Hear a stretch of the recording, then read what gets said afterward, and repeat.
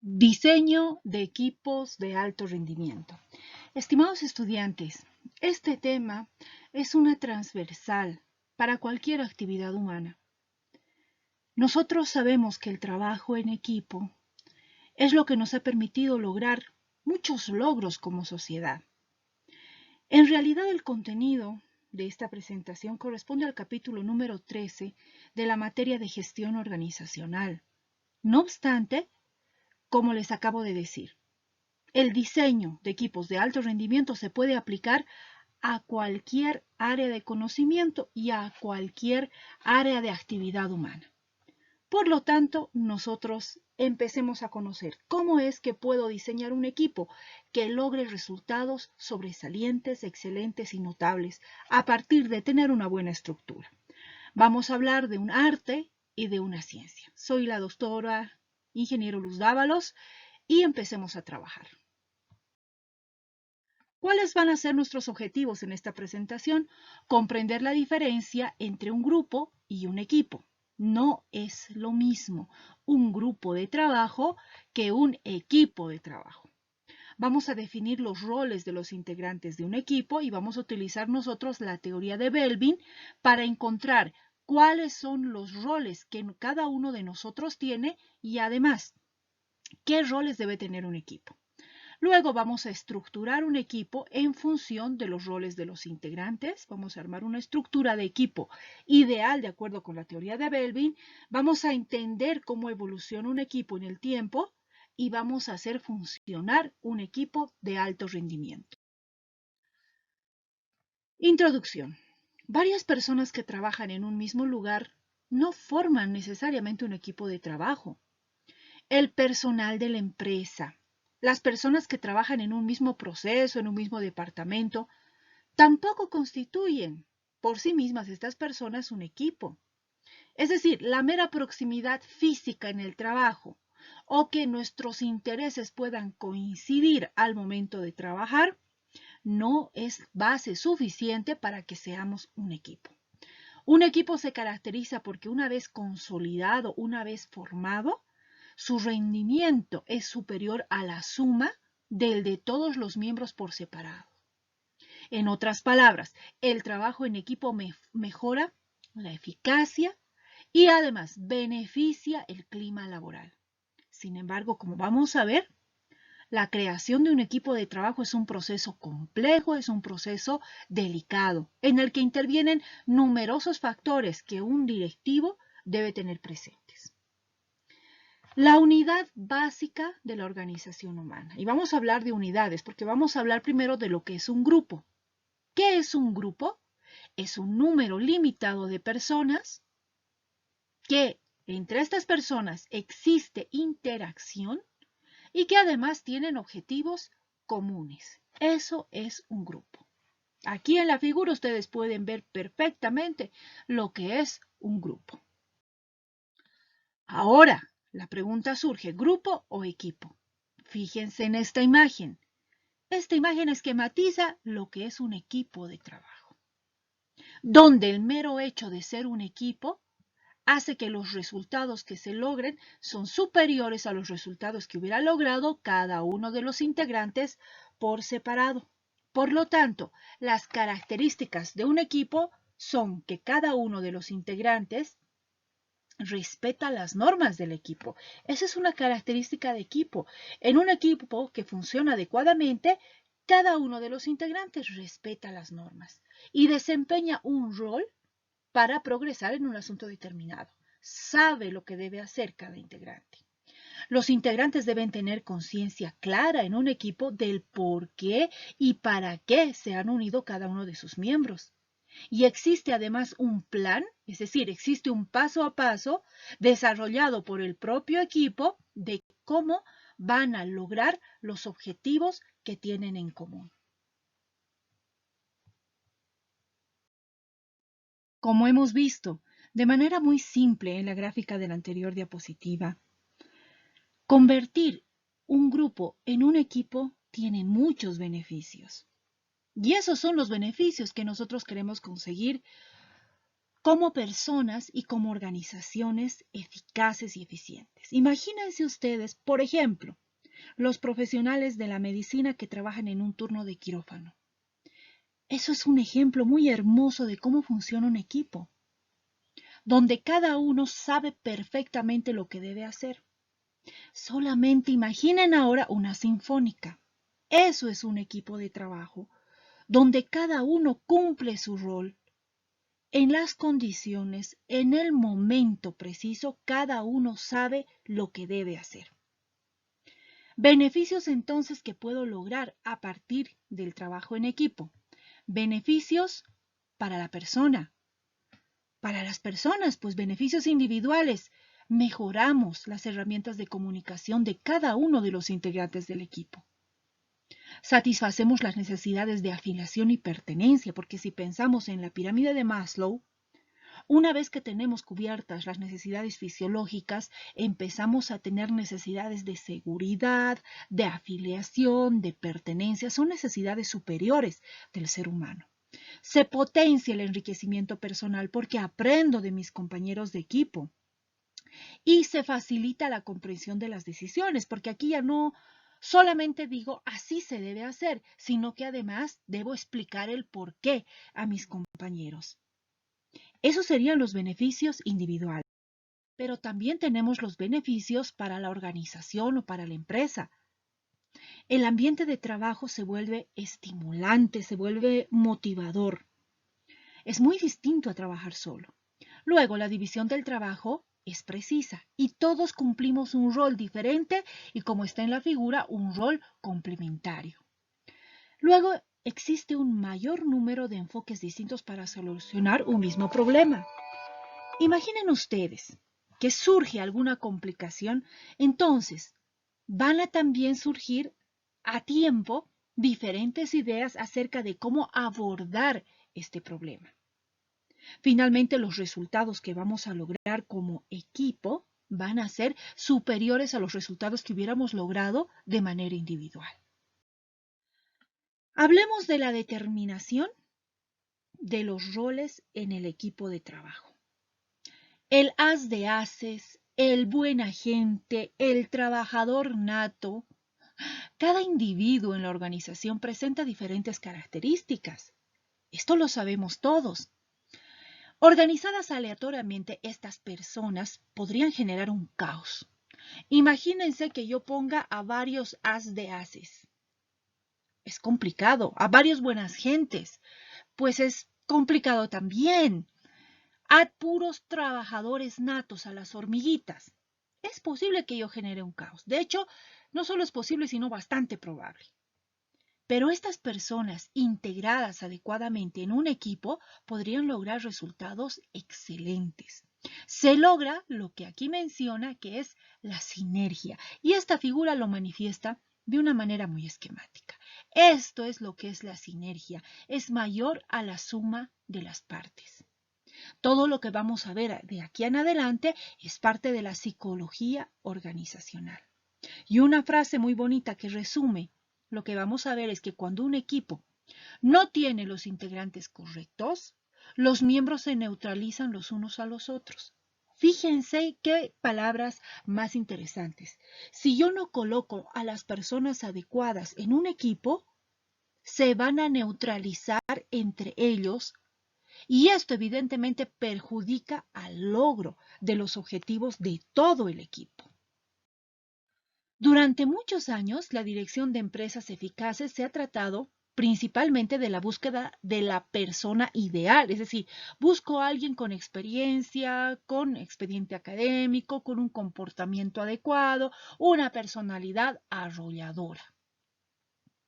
Ahora, cualquier intento por enumerar las posibles características de un integrante ideal de la empresa muestra lo difícil, ¿no?, que es encontrar a estas personas ideales. La mayoría de las supuestas cualidades son incompatibles entre sí o pueden ser también mutuamente excluyentes. Porque, a ver, fíjense, ¿qué necesitamos en la empresa? Persona extremadamente conocedora, pero que no sea un sabelotodo. Que sea enérgico, pero también comprensivo. Que sea dinámico, pero también paciente. Que sea elocuente, pero con capacidad de escucha, que sea decidido y que sea reflexivo al mismo tiempo. Si bien es cierto que no existe alguien que tenga todas estas cualidades al mismo tiempo, es cierto también que estas cualidades o características, sí, señores, se pueden encontrar en un equipo. Adicionalmente, es poco probable que un equipo se vaya de una empresa todo el equipo al mismo tiempo, ¿verdad? Entonces, eso también me da seguridad a mí como organización.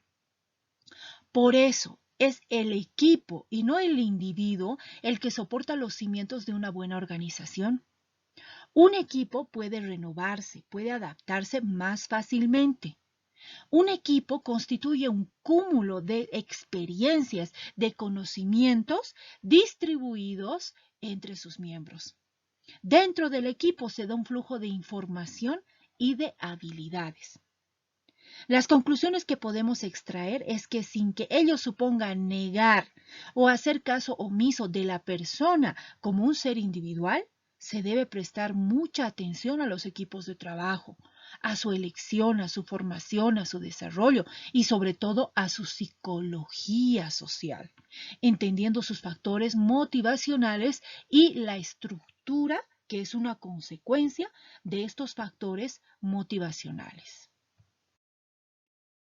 Nosotros entonces queremos responder a la pregunta: ¿por qué unos equipos funcionan, tienen éxito y otros fracasan? Quiero crear un muy buen equipo de trabajo. ¿Qué hago? En este sentido, nosotros vamos a seguir el trabajo de Meredith Bellby. Los primeros estudios se realizaron en la Universidad de Harvard, continuando el desarrollo de la investigación en Henley Business School.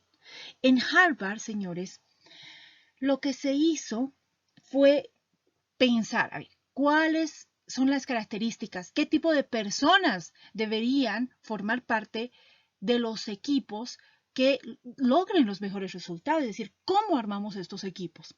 Empezaron a iterar. Imagínense ustedes, lo primero que hicieron fue el experimento en función del coeficiente intelectual, y estamos hablando de Harvard, ¿no? Entonces reunieron a los estudiantes con mayor coeficiente intelectual, los estudiantes con un coeficiente mediano y los estudiantes con un coeficiente bajo, considerando nuevamente que es Harvard, y les dieron a solucionar problemas. ¿Qué dijeron los resultados? Los resultados mostraban que los resultados eran más o menos iguales, es decir, les dieron un problema a solucionar y más o menos los tres equipos dieron resultados que llegaban al mismo nivel, digamos, de calidad en los resultados. Entonces no había grandes diferencias. Empezaron a iterar, yo qué sé, varones, mujeres, gente mayor, gente menor, gente mediana, y variaron edades, variaron sexos, buscando cómo formar a los equipos ideales. Fueron tantas las iteraciones que realizaron sin lograr un resultado, ¿qué podríamos decir? Definitivo, que al final llegaron a la conclusión de que los mejores resultados se lograban de los equipos más diversos. Diversos. Ahí hasta eso llegó la Universidad de Harvard. Quien continuó con este estudio fue el doctor Meredith Bellby. Este doctor, psicólogo, también era antropólogo industrial, bueno, psicólogo industrial y antropólogo. En su equipo estaba Bill Hartson, matemático, Jan Fisher, antropóloga, Roger Mottram, psicólogo ocupacional. Este equipo de trabajo siguió la teoría de las inteligencias múltiples de Gardner. La teoría de las inteligencias múltiples, ustedes busquen en internet, nos dice que las personas no tienen un solo tipo de inteligencia, que si bien, por ejemplo, uno puede tener una inteligencia matemática, otro tiene una inteligencia musical y otro tiene una inteligencia psicomotora. Imagínense ustedes, claro, ¿cómo voy a comparar el funcionamiento del cerebro de un deportista con el de un matemático o con el de un filósofo, por ejemplo? Porque Howard Gardner nos habla de la psicología, de la inteligencia emocional y de la inteligencia interemocional. Fíjense entonces, ¿no? O sea, una es la inteligencia que me permite entenderme a mí mismo y otra es la inteligencia que me permite comprender a otras personas. El último tipo de inteligencia que clasificó Howard Gardner fue la inteligencia ambiental, que nos permite comprender las interrelaciones complejas de un sistema, de un ecosistema. Entonces, estos expertos, liderados por Meredith Belbin, empiezan a trabajar sobre la investigación de Harvard y complementan eso con la teoría de las inteligencias múltiples de Gardner. Durante una década, estos señores realizaron juegos de simulación de negocios que contenían todas las variables principales que caracterizan a los problemas que se dan en la toma de decisiones en un entorno empresarial. En base entonces a rigurosas pruebas, se componían los equipos, mientras que los científicos registraban cada minuto las contribuciones de cada uno de los integrantes y clasificaban en categorías estas contribuciones y finalmente evaluaban la calidad de los resultados. ¿Cuáles fueron los hallazgos? Primero, las personas se comportan de maneras diferentes ante una misma situación. Y para el equipo es valiosa, ya habíamos hablado de esto que Harvard ya lo descubrió, la diversidad de comportamientos.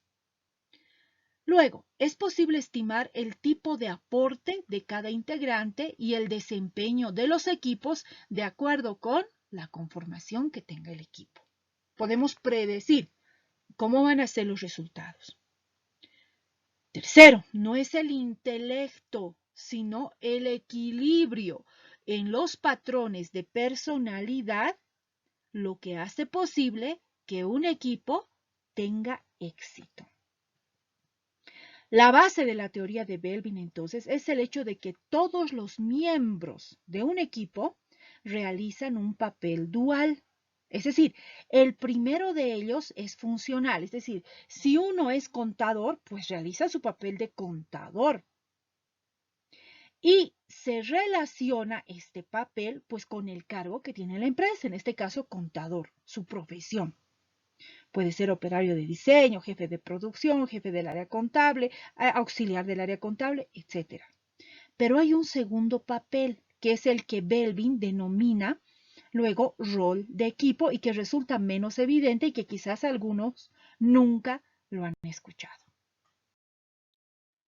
Conclusiones entonces. Se identificaron una serie de patrones de comportamiento con base del éxito de los equipos. Entonces, ¿de qué dependía el éxito de los equipos? De los patrones de comportamiento. La investigación dio como resultado que existe un número finito de roles de equipo. Es decir, roles de equipo, ¿cuántos son? Enseguida vamos a ver. Que implican, a su vez, patrones de comportamiento, o sea, cada rol implica un patrón de comportamiento que las personas pueden adoptar en el trabajo de manera natural. Nosotros, de manera natural, adoptamos ciertos patrones de comportamiento y a eso se llama un rol.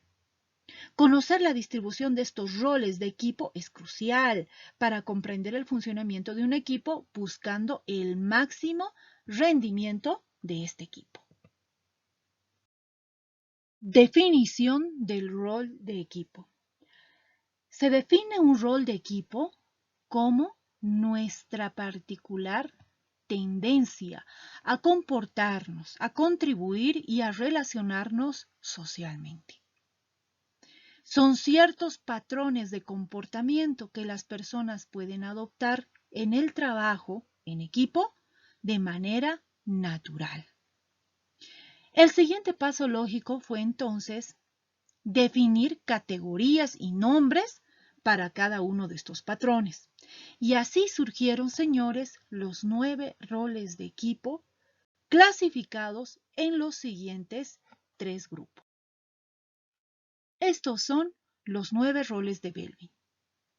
Se realiza una clasificación en función del grado de estos roles, en función de su orientación que tengan hacia las personas, hacia el desempeño de las tareas y hacia el mundo de las ideas.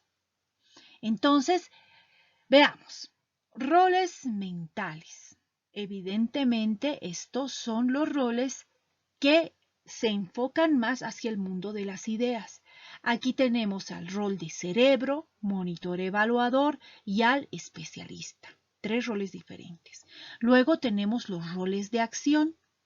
Estos son los roles que están orientados más hacia el desempeño de las tareas. Tenemos al impulsor, tenemos al implementador y tenemos al finalizador. Y también tenemos los roles sociales. Tenemos al coordinador, investigador de recursos y al cohesionador. Vamos a ir nosotros a estudiar cada uno de estos roles y vamos a empezar con el impulsor. Evidentemente, este rol es de acción. Sus características: dinámicos, extrovertidos. Fíjense la imagen. Pues aquí tenemos un impulsor y muy bien puesto tiene su látigo. Hay una frase que les caracteriza a estos señores, que es presionan, presionan. Y es todo al grano. Ahora, se hace ya. Se orientan estos señores al resultado. Son, decíamos, dinámicos extrovertidos, personas muy motivadas y con mucha energía. Tienen gran necesidad de logro. Pueden ser un poco agresivos y tienen un gran empuje. Les gustan los desafíos, les gusta conducir, empujar a otros a la acción y a ganar. Si aparecen los obstáculos, normalmente ellos los eluden, pero pueden ser bastante tercos y responder de forma primaria. ¿Qué quiere decir? Enojarse ante las desilusiones o las frustraciones. Los impulsores pueden ser a veces manipuladores y provocan confrontación. Sus funciones generalmente son buenos directivos, porque imagínense, ellos generan acción, ellos presionan y trabajan muy bien bajo presión. Son muy buenos resaltando la labor del equipo y son muy útiles en grupos donde las complicaciones políticas lo que hacen es ralentizar los asuntos y las decisiones. Estos señores se crecen con los problemas y progresan. Les gusta hacer cambios, cualquier cambio que sea necesario, no se hacen problema de hacer cambios y no les importa tomar decisiones impopulares. Si hay que tomar decisiones, lo van a hacer. Son probablemente los miembros más eficientes de un equipo al garantizar resultados concretos y rápidos. Sus puntos fuertes: tienen gran empuje para desafiar la inercia de todo el equipo y también desafían la ineficiencia o la pasividad. Puntos débiles: son propensos a la provocación, es decir, pueden ser un poco peleadores, son impacientes y tienen tendencia a descalificar a los demás. Seguimos con los roles de acción. Hablemos ahora del implementador. Fíjense ustedes la imagen. Cuando el plan está hecho, el implementador se remanga y empieza a trabajar. Características de estos señores: conservadores, sumisos, predecibles. Están bien organizados, disfrutan con lo que está reglado, con lo rutinario. Tienen un sentido común, práctico y mucha autodisciplina. Apoyan el trabajo duro y abordan problemas de manera sistemática y ordenada. En su sentido más amplio, mantienen una gran lealtad a la organización. Sin embargo, los implementadores pueden tener dificultad a tratar con situaciones distintas porque a ellos les gusta lo que ya está arreglado y bien organizado. Su función en el equipo: son útiles por su capacidad práctica. Tienen éxito porque tienen un sentido de lo que es útil. Otros integrantes del equipo hacen bien los trabajos que les gusta hacer y dejan aquellas tareas que no les gustan. Un implementador no es así. Hace lo que se necesita hacer. Los buenos implementadores pueden llegar a puestos jerárquicos gracias a su eficacia a la hora de abordar y de realizar todo tipo de tareas. Puntos fuertes de los implementadores: habilidad para afrontar la rutina, tienen sentido práctico, trabajan duro y son autodisciplinados. Puntos débiles: falta de flexibilidad y presentan cierta resistencia a ideas que no estén contrastadas, que no estén comprobadas. Seguimos con los roles de acción y aquí tenemos a los finalizadores. Fíjense ustedes la imagen, eso es un finalizador. Hay que pulir esto. Sus características entonces, ordenados, conscientes, ansiosos. Tienen una gran capacidad para prestar atención al detalle. Raramente van a empezar algo que no puedan terminar. Están motivados por cierta ansiedad, aunque aparentemente pueden parecer imperturbables. Son introvertidos, no necesitan estímulo externo o incentivos. Al finalizador le disgusta el despiste, el descuido. Son reacios por eso mismo a delegar. Prefieren realizar todas las tareas ellos mismos con un gran nivel de detalle. Sus funciones son valiosos donde las tareas precisen de un alto nivel de concentración y un alto nivel de exactitud. Aportan un sentido de urgencia al equipo y son buenos cumpliendo los programas en el plazo comprometido. En la dirección sobresalen por los altos estándares que logran y a los que aspiran, y por su preocupación por la precisión y la atención al detalle. Sus puntos fuertes: tienen capacidad para cumplir sus promesas y trabajan con altos niveles de exigencia. Puntos débiles: tienen gran tendencia a preocuparse por los pequeños detalles. Son intransigentes para pasar por alto lo que es irrelevante. Les cuesta priorizar. Esos son, señores, los 3 roles de acción. Veamos ahora los roles sociales. Primer rol social, el coordinador. Un coordinador, fíjense ustedes la imagen, detecta talentos y los usa. En este caso, ¿quién es el que tiene el rol de coordinador? El señor Decanas. Fíjense, él está detectando quién tiene talento y luego los va a utilizar. Veamos. Características: controlados, tranquilos, seguros. El rasgo que distingue a los coordinadores es su habilidad para hacer que otros trabajen en dirección hacia metas compartidas. Son maduros, son confiados y delegan fácilmente. En las relaciones interpersonales son rápidos para descubrir talentos individuales y utilizarlos para lograr los objetivos del equipo. Los coordinadores tienen una perspectiva amplia y generalmente se les respeta. Su función: son hábiles para hacerse cargo de un equipo, especialmente cuando entre los miembros hay una gran diversidad de habilidades y características personales. Su rendimiento es mayor cuando tratan con colegas de un rango parecido. Generalmente manejan los problemas con tranquilidad. Los coordinadores tienden a enfrentarse con los impulsores.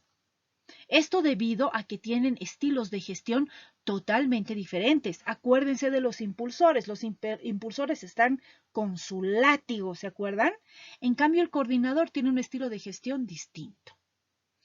¿Cuáles son sus puntos fuertes? Logran gran número de aportaciones de los integrantes sin perder de vista el objetivo. Puntos débiles: no tienen grandes pretensiones intelectuales. En ocasiones pueden delegar demasiado.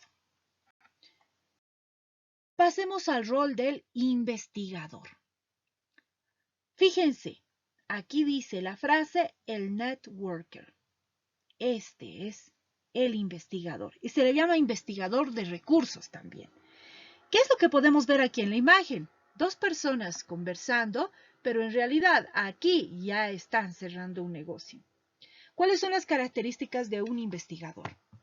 Son extrovertidos, entusiastas, curiosos, son bien comunicadores dentro y fuera de la organización. Son, ¿qué les puedo decir? Excelentes hablando, compartiendo, tienen cierto encanto. Son negociadores naturales, dados a explorar nuevas oportunidades y desarrollar contactos. Aportan gran cantidad de ideas originales, son rápidos para captar las ideas de los demás y para adaptar las ideas ajenas. Son hábiles para averiguar lo que está disponible y lo que puede hacerse. Generalmente tienen buena aceptación debido a su naturaleza extrovertida. Tienen una personalidad relajada, con un fuerte sentido de observación y una predisposición a ver las posibilidades de algo nuevo. Sin embargo, A menos que se les estimule, su entusiasmo suele desvanecerse rápidamente. ¿Cuál es su función en el equipo? Son rápidos para iniciar y explorar oportunidades. Tienen habilidad para pensar sobre la marcha y aprovechar la información de los demás. Son los mejores para iniciar contactos externos, para hallar recursos fuera del equipo y llevar cualquier tipo de negociación. Puntos fuertes. Capacidad para encontrar gente útil y localizar ideas y oportunidades. Son una gran fuente de vitalidad para la empresa y el equipo.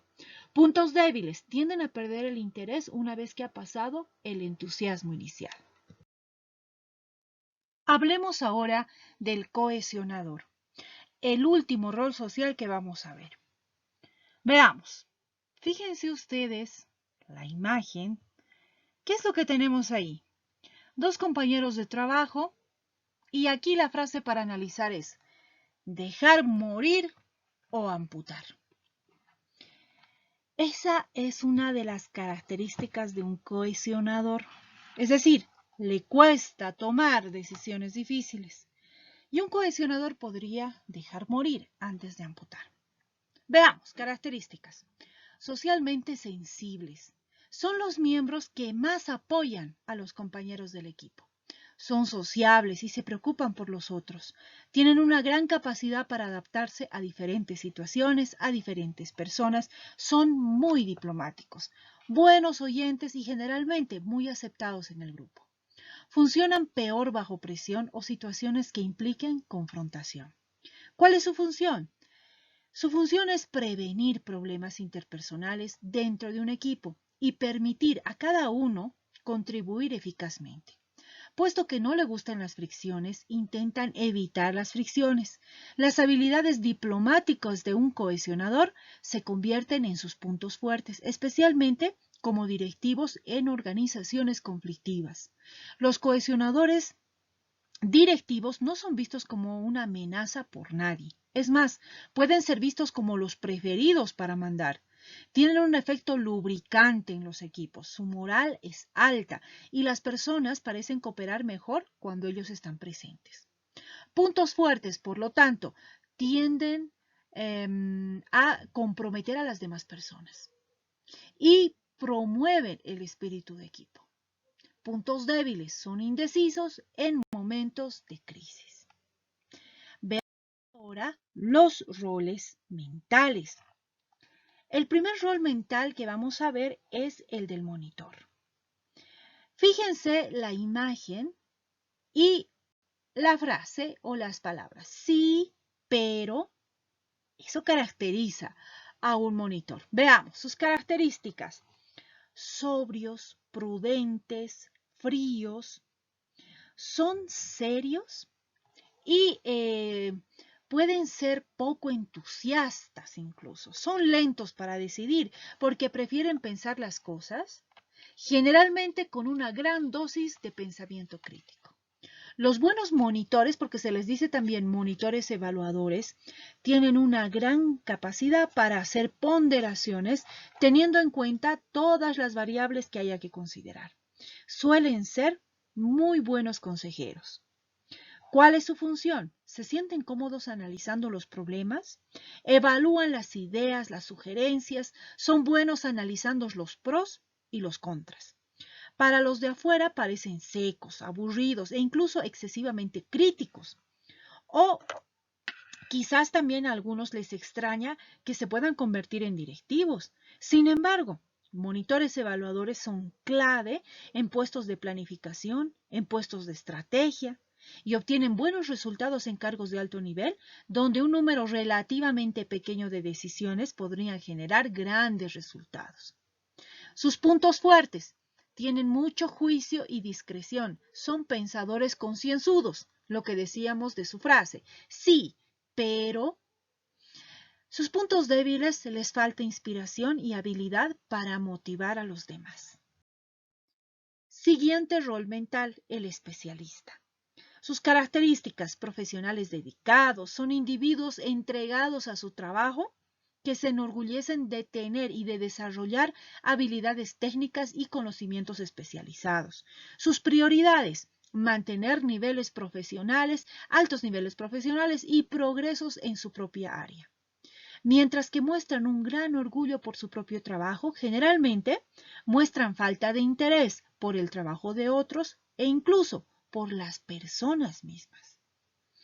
Su función, eventualmente el especialista se convierte en el experto por su compromiso, por su decisión y aptitudes enfocadas a la realización de su tarea en la organización. Fíjense en la imagen, tenemos a alguien trabajando y tiene aquí, por ejemplo, está tomando apuntes, tiene otro apoyo acá, tiene otro apoyo acá en la computadora, tiene otra serie de documentación acá. Podemos ver realmente que él quiere convertirse en experto y con el tiempo logra hacerlo. Es el experto en un tema. Puntos fuertes. Proporcionan conocimientos concretos o habilidades técnicas expertas en situaciones difíciles.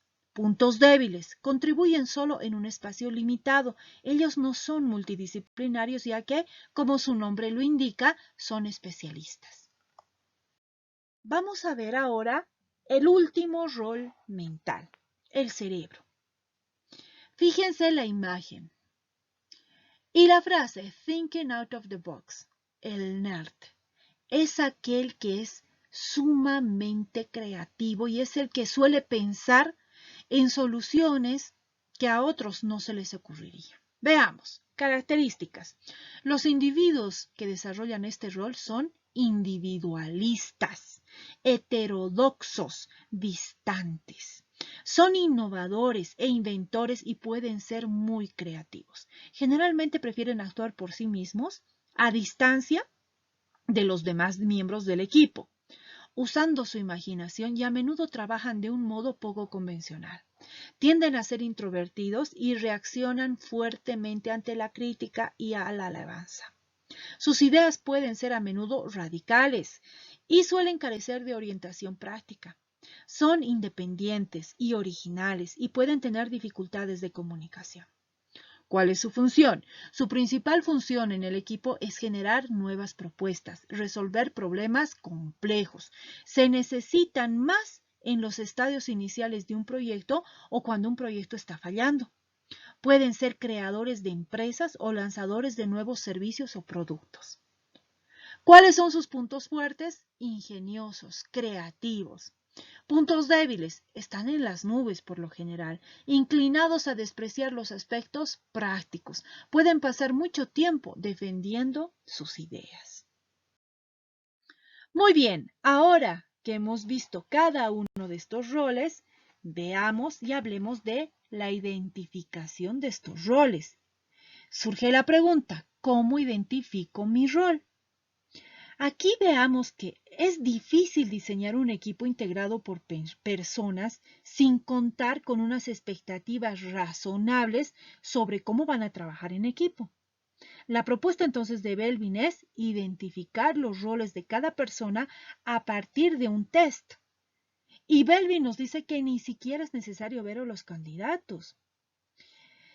Muy interesante el test que ha desarrollado el profesor Meredith Belvin. Este test, que enseguida vamos a ver, lo que nos permite es determinar en la persona 3 tipos diferentes de roles. Y aquí es muy interesante porque, fíjense, y si cada uno de ustedes se analiza por separado, ustedes conocen y han visto los 9 roles. ¿Será que ustedes se pueden identificar solo con un rol? Definitivamente no, ¿verdad? Entonces, la investigación de Belvin concluye exactamente lo mismo. No tenemos un solo rol. Lo que tenemos nosotros como personas multidimensionales son roles naturales o preferentes. ¿Qué será un rol natural o preferente? Estos son los roles que nos resultan más familiares por nuestras propias características personales, por nuestra experiencia. Son roles que nosotros vamos a asumir de manera natural. Vamos a tener también nosotros roles secundarios. Los roles secundarios también se llaman roles asumibles. Aquí, señores, radica la ayuda que ofrece el equipo a los individuos para ir progresando en el desarrollo de sus habilidades. Es decir, yo este rol, por ejemplo, el rol de especialista, en realidad para mí no es un rol natural, pero es un rol secundario que yo podría asumir. Y también es un reto que el equipo me plantea a mí y también es un reto a nivel individual, ¿verdad? Que yo pueda asumir un rol. Ahora, todos también tenemos los roles a evitar. Toda persona tiene límites en cuanto a su aprendizaje. Y estos roles son aquellos que nosotros deberíamos descartar. ¿Por qué? Porque no son para nosotros naturales ni son asumibles. Por lo tanto, son roles que nosotros deberíamos evitar asumir en la organización. La asignación de roles en un equipo es un proceso de negociación, señores, muchas veces implícito. Un rol de equipo es el compromiso que adquiere un individuo frente a su equipo de hacerse cargo de una determinada, y fíjense las imágenes, de una determinada función. Porque finalmente el reconocimiento del equipo es el que da al individuo la satisfacción de haber sido útil, de haber ayudado a nuestro equipo. Entonces, cuando nosotros asumimos un rol, asumimos una responsabilidad. Habiendo entonces 9 roles de equipo y siendo que cada persona puede ejercer roles preferentes, roles secundarios y roles a evitar. Bueno, esos no los vamos a asumir, pero los vamos a conocer. No es sorprendente que los integrantes sientan que a veces los roles se superponen. Y el cuestionario que Belvin nos ha dado nos va a permitir identificar estos 3. Veamos entonces este cuestionario. El cuestionario de Belvin está para ustedes a su disposición en mi sitio web en www.labcalidad.wordpress.com en el espacio de organización industrial. De todas maneras, aquí les presento simplemente un esquema de cómo funciona este cuestionario. Aquí tenemos en la primera columna una puntuación que nosotros debemos asignar en función de cuánto me identifico yo con cada una de las afirmaciones que vemos aquí en cada fila. Por ejemplo, aquí, como esta es una sección, el cuestionario presenta 7 secciones que nosotros debemos responder para saber nuestro rol. En este caso, pregunta, ¿qué es lo que yo creo que puedo aportar al equipo? Y yo repartiré 10 puntos en función de con cuál de las afirmaciones me siento más de acuerdo. Si hay alguna con la que me siento total y absolutamente identificada y con las otras afirmaciones no me siento identificada, entonces coloco 10 y al resto le coloco 0. Si hay 2 con las que me identifico, colocaré 5, colocaré 5, 4, 3, 2, etcétera, de acuerdo a cómo yo me identifico con estas afirmaciones. De estas secciones hemos dicho van a haber 7. Y el cuestionario lo que hace luego es totalizar en esta siguiente matriz. Esto es en realidad ya el resultado. Ustedes van a ver el cuestionario completo, como les dije, lo tienen en mi blog, pero aquí solamente les estoy presentando una de las secciones y esta matriz que sería el resultado. Aquí en la primera columna lo que tenemos son los roles naturales.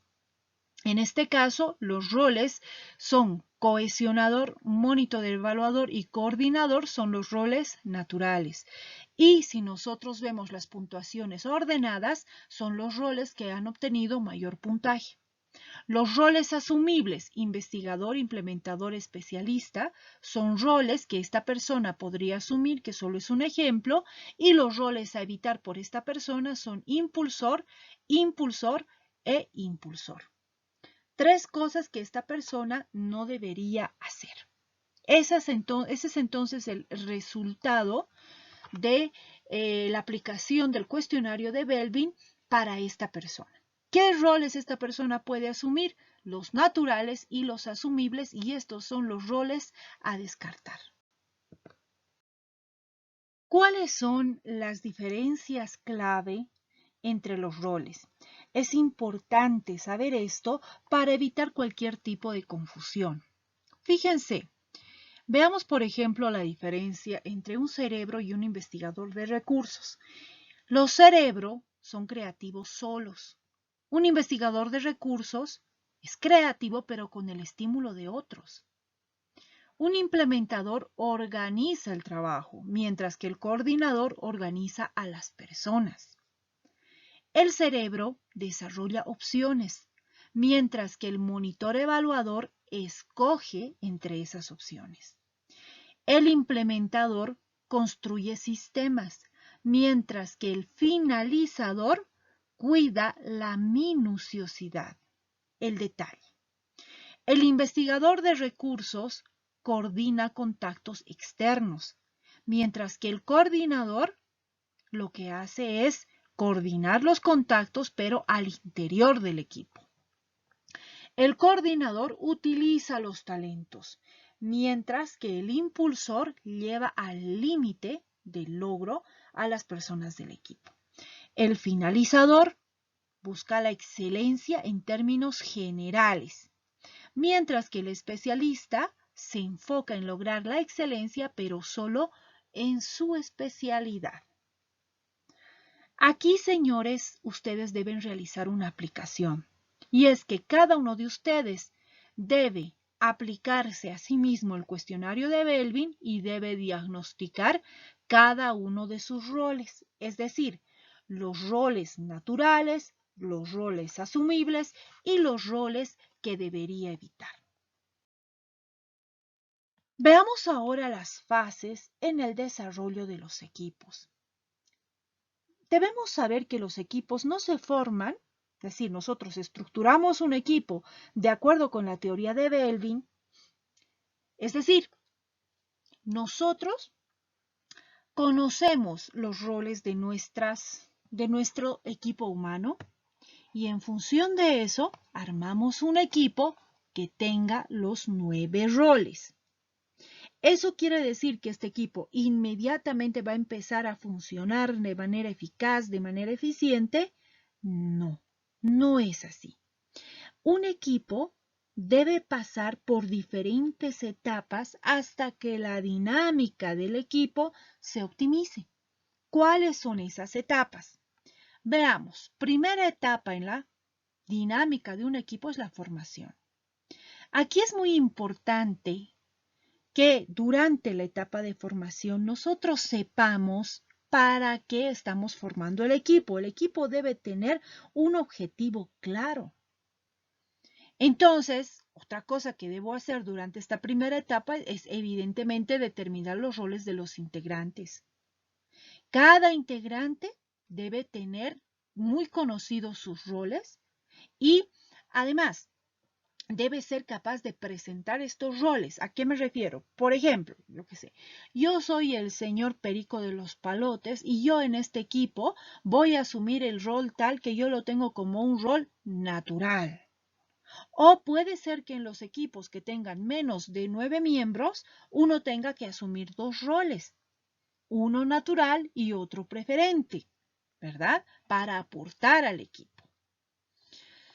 Y nosotros aquí recordemos que se trata de un papel dual que nosotros realizamos en la empresa. Una cosa es la función que nosotros tenemos de acuerdo con nuestra profesión y otra cosa es el rol de equipo que debemos asumir y eso es una responsabilidad. Luego, es natural además que durante estas primeras reuniones o tiempo que pasa el equipo junto, el foco está más puesto en conocerse, en aprender a comunicarse antes de trabajar en el objetivo. Primero nos conocemos. Siguiente punto, debemos desarrollar nuestras herramientas de comunicación, nosotros y cada integrante del equipo. Esto lo que haría es acelerar el proceso de creación de equipos realmente eficaces. La siguiente etapa es la etapa tormentosa. Aquí, a medida que las personas se van conociendo, se van evaluando unas a otras, de acuerdo con los roles de Belvin, si nosotros hemos integrado así a nuestro equipo, se va a reducir el tiempo que va a durar esta etapa tormentosa.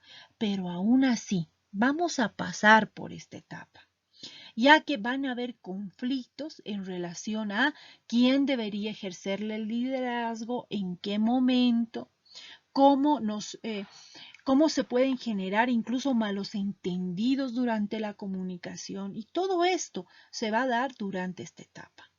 Las pujas por poder, la creación de subgrupos pueden trabar el avance de los equipos.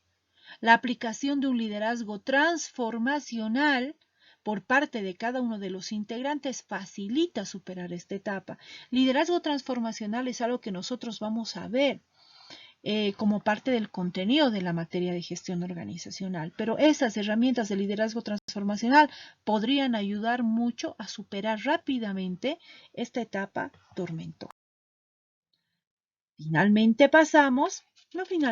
Pasamos ahora a la etapa de normalización.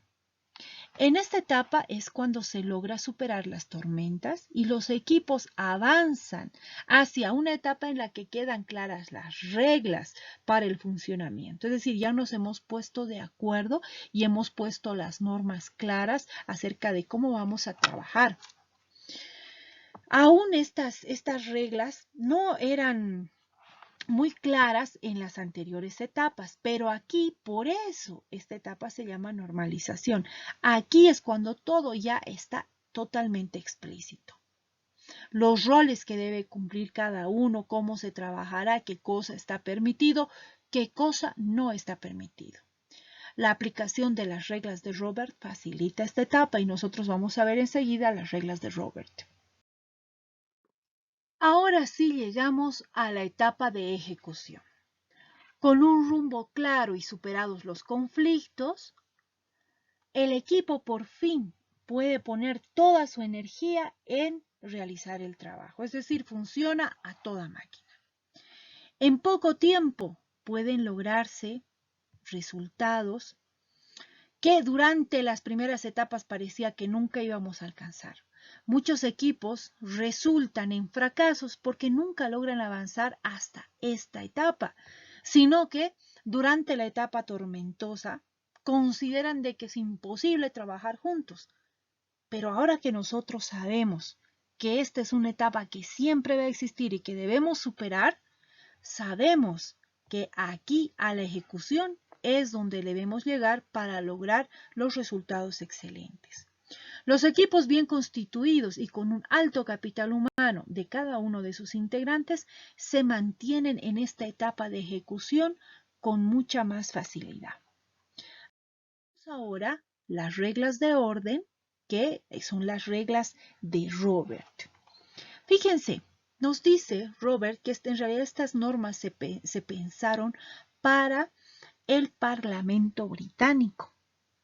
Y si ustedes buscan en la bibliografía, van a encontrar que estas reglas de orden de Robert fueron publicadas por primera vez en 1876. Y es el sistema que se utiliza para reuniones parlamentarias. Nosotros aquí lo que hemos hecho es recopilar las prácticas más importantes y los procedimientos de uso que son más aplicables a un equipo.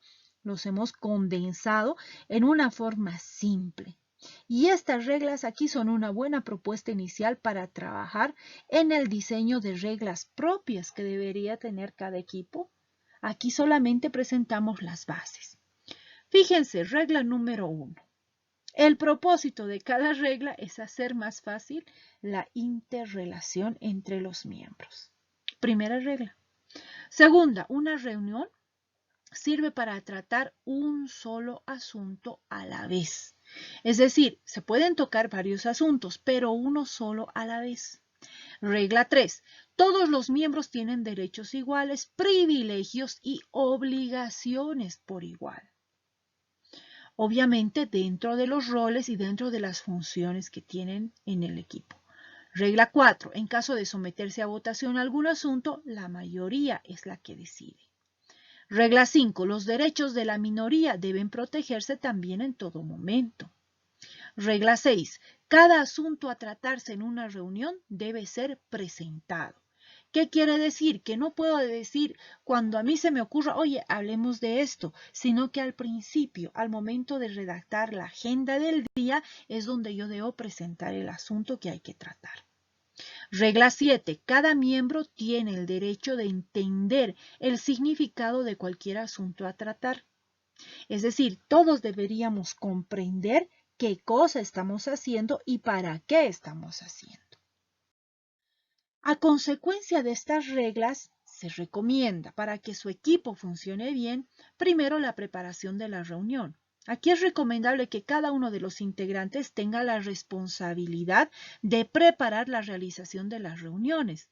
Una opción alternativa sería la rotación de esta responsabilidad, ¿verdad? Si ustedes no quieren tener un solo responsable, pues que vaya rotando la responsabilidad de organizar la reunión en cada uno de los integrantes.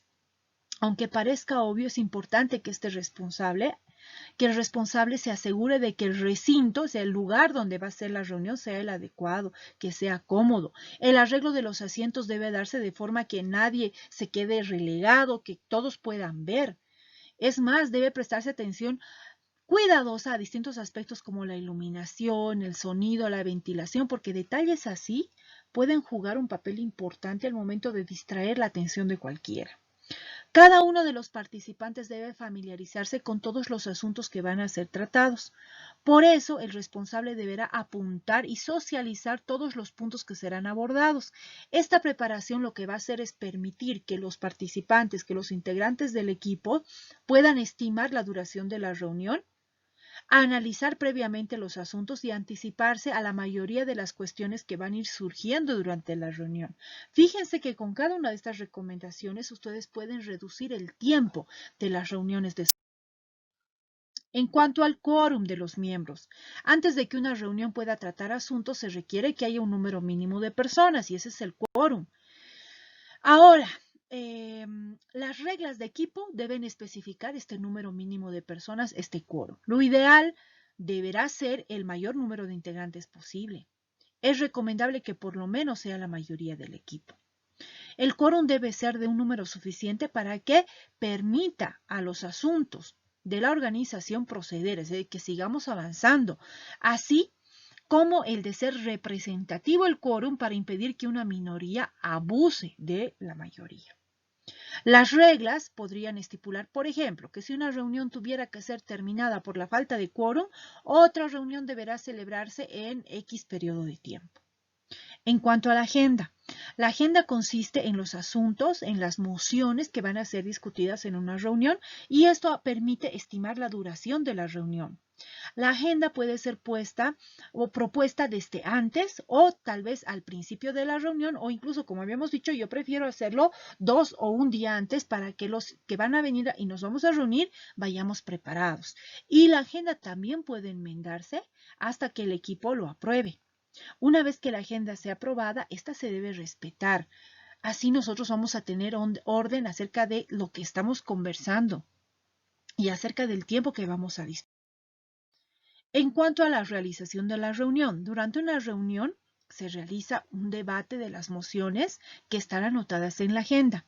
Normalmente un miembro solo puede hablar una vez de un mismo asunto, de la manera más concisa, más completa posible. Si una persona quiere hablar al mismo tiempo, se debe permitir debe solicitar y se le debe permitir la voz primero al que no ha hablado todavía y luego recién al que está hablando permanentemente. Si alguno de los miembros desea hablar de asuntos que ya han sido tratados, esto debe ser objetado por alguno de los miembros. Es recomendable que se adopten reglas para limitar el tiempo que cada uno de los integrantes podría hablar. Por ejemplo, 5 minutos por participación. Ahora, esto no se trata tampoco de cortar, ¿verdad? Tajantemente, pero eso nos da una idea del tiempo que deberíamos dedicar cada uno de nosotros a participar y luego respetar también el tiempo de los demás. En cuanto a la redacción de las mociones, mucho tiempo puede desperdiciarse durante una reunión cuando una moción ha sido incorrectamente formulada. Por ejemplo, hoy día teníamos que hablar de nuestro plan de la calidad. Sí, pero teníamos que hablar del diseño, no de la implementación. Entonces tiene que estar bien redactada la moción, que diga, se va a hablar del diseño del plan de la calidad.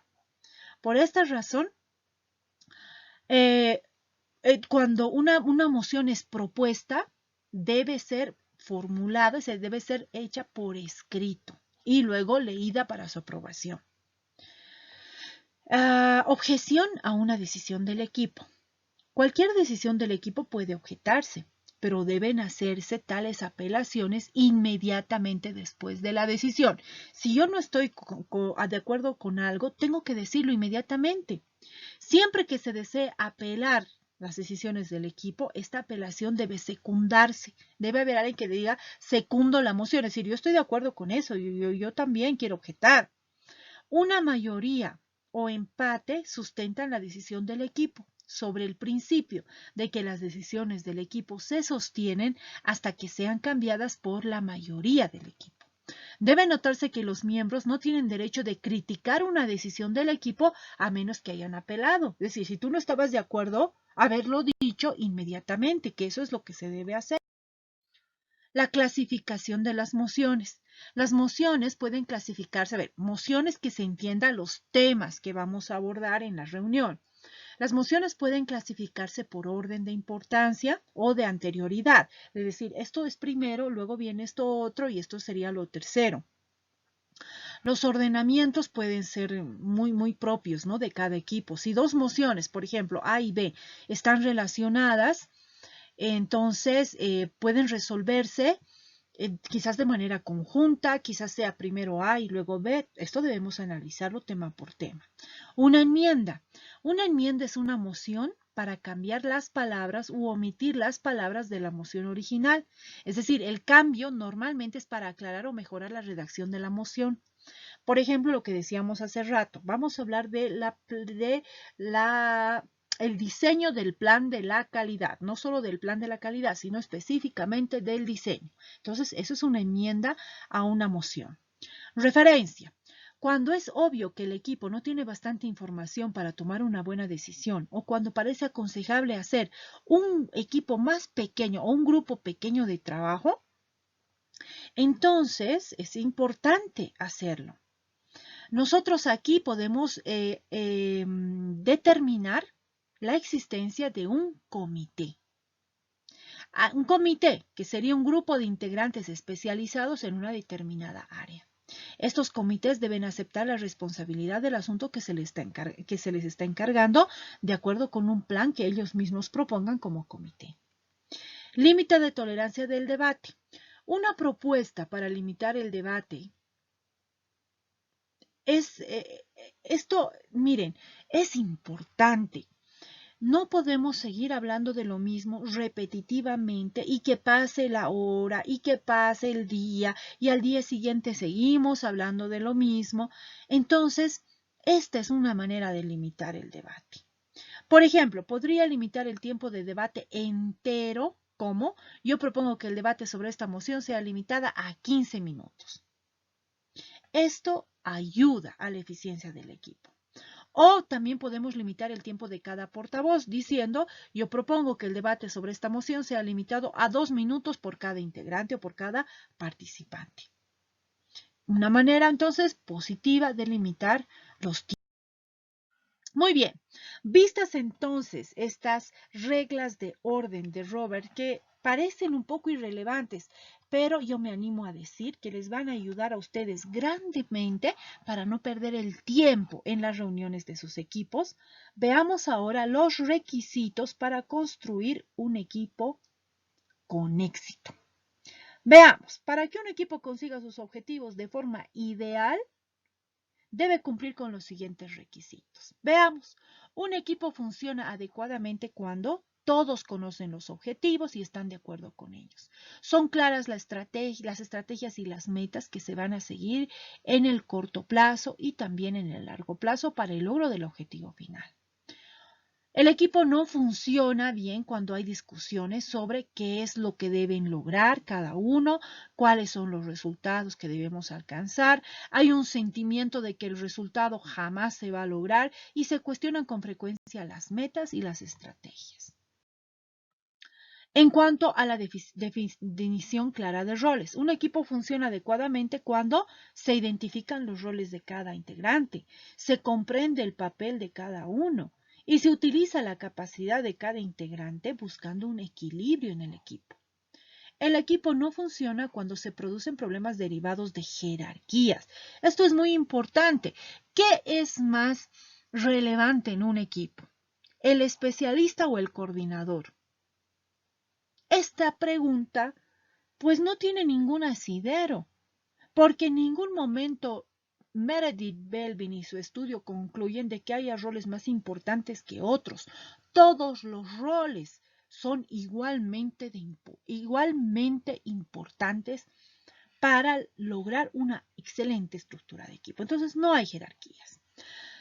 Tampoco funciona el equipo cuando hay una confusión de roles y de responsabilidades, cuando no se respeta el valor de cada integrante y cuando no existe equilibrio en el equipo entre los roles. Es decir, participan solamente ellos, pero los otros roles no están aportando nada. En cuanto a la comunicación, un equipo funciona bien cuando se habla con claridad, con veracidad, cuando se es breve. Acabamos de ver las reglas de orden. Cuando se escucha activamente, cuando se comparte la información entre los integrantes. Y no funciona cuando hay dificultades en la comunicación, no se dice lo que se piensa, se expresa opiniones como preguntas. Esto es muy interesante, es cuando tú dices, ¿y esto así lo vamos a hacer? ¿Estás preguntando o estás afirmando algo? A partir de tu rol, tú tienes la capacidad y debes la responsabilidad de ejercer tu rol para ayudar al avance del equipo. Entonces, no tienes que supeditar tu opinión a la opinión de los demás, sino más bien someterla a una conciliación o a un acuerdo con los otros integrantes. Tampoco funciona cuando se interrumpe a los compañeros que estén aportando. En cuanto a comportamientos beneficiosos, un equipo funciona cuando se gestionan los conflictos. Un conflicto, señores, simplemente es un desacuerdo en relación a cómo abordar una situación. Y el conflicto es algo positivo cuando se gestiona adecuadamente, es decir, cuando encontramos una solución superior a la anterior sin dañar las relaciones. Entonces, eso es gestionar un conflicto. Cuando se busca información, opinión, intercambio de ideas, el equipo funciona bien. Cuando se sugiere tácticas alternativas, cuando se clarifican y justifican las ideas y cuando se dan y aceptan críticas constructivas.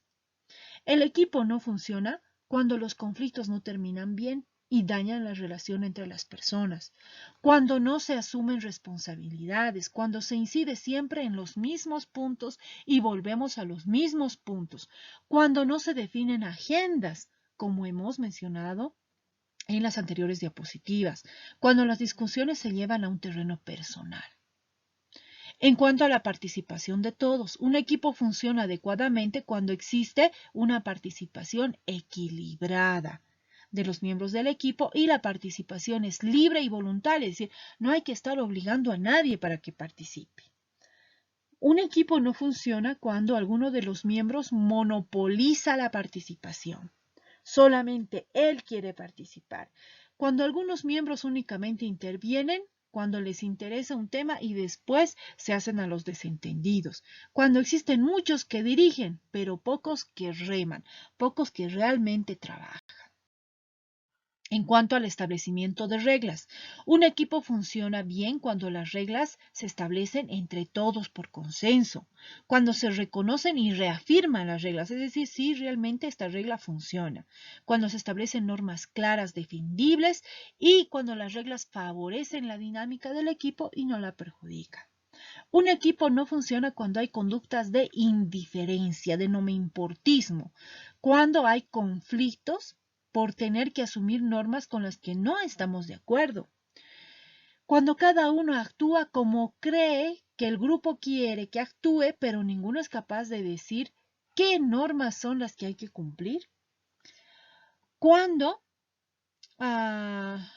Y si hablamos ahora de la identificación de los avances, un equipo funciona adecuadamente si se presta atención a la comunicación, si se ve y se siente, ¿no? La dinámica del equipo, se ven los resultados, si se interviene para corregir problemas que retrasan al equipo. Y no funciona bien el equipo cuando se ocultan los problemas, cuando no se presta atención a la comunicación no verbal, es decir, a los gestos, a la manera de decir las cosas, cuando se olvidan las tareas sin ver señales de resistencia, es decir, sabemos que no estamos haciendo bien esto y nadie dice nada. Finalmente, en cuanto a la retroalimentación, un equipo funciona bien cuando se trabaja con información para la toma de decisiones y se considera tanto el corto como el largo plazo. Y un equipo no funciona bien cuando se piensa que la experiencia es más importante que la información. Ambas cosas son igual de importantes y además cuando se actúa precipitadamente. Aplicación para este punto.